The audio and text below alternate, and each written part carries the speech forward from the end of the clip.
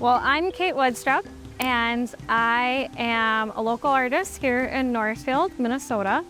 And I'm also an arts educator here for one of our local elementary schools.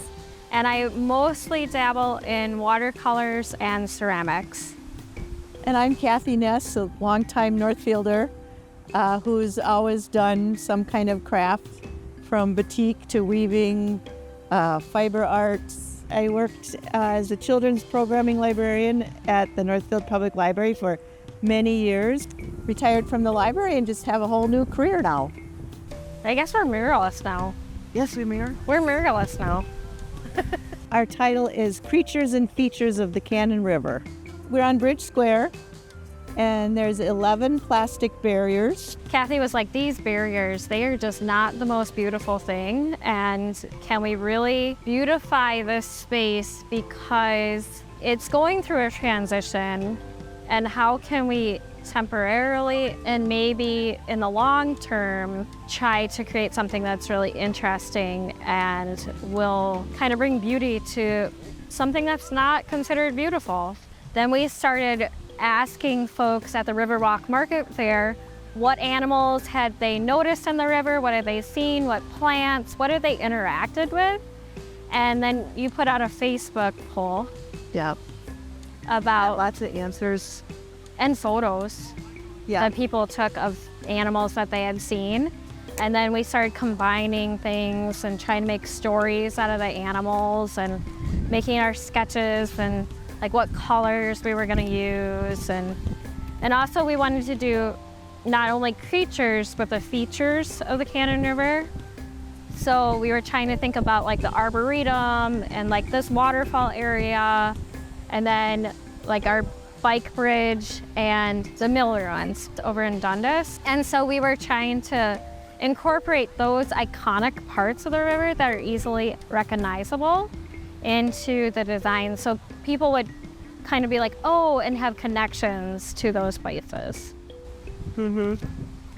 And we didn't want to put all the regular animals. No raccoons. No raccoons, no carp. There is one carp. He's a perch. No, over there. Oh, that's He's a carp. caught, yeah. Here. He's eating it. He's the carp. I really didn't think that I would be capable of public art before we started these two projects. And now I'm just like, oh yeah, mural, cool, got this.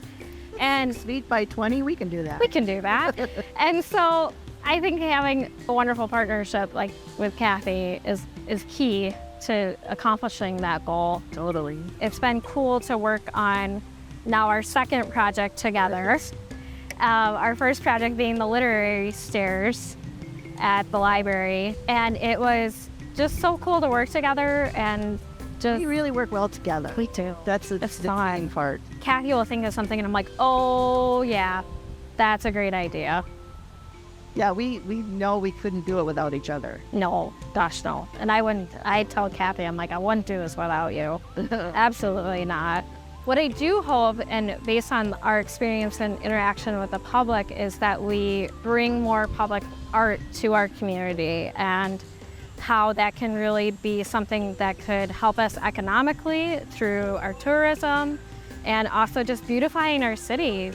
Something even very everyday, not very interesting, can become something cool. So we can think about, as our town develops, like how would that work in lighting or seating or other areas where the public can engage and also maybe learn something or maybe actually engage themselves in the work and help create it. These were really not attractive plastic barriers, but we've turned them into something kind of interesting now where they weren't.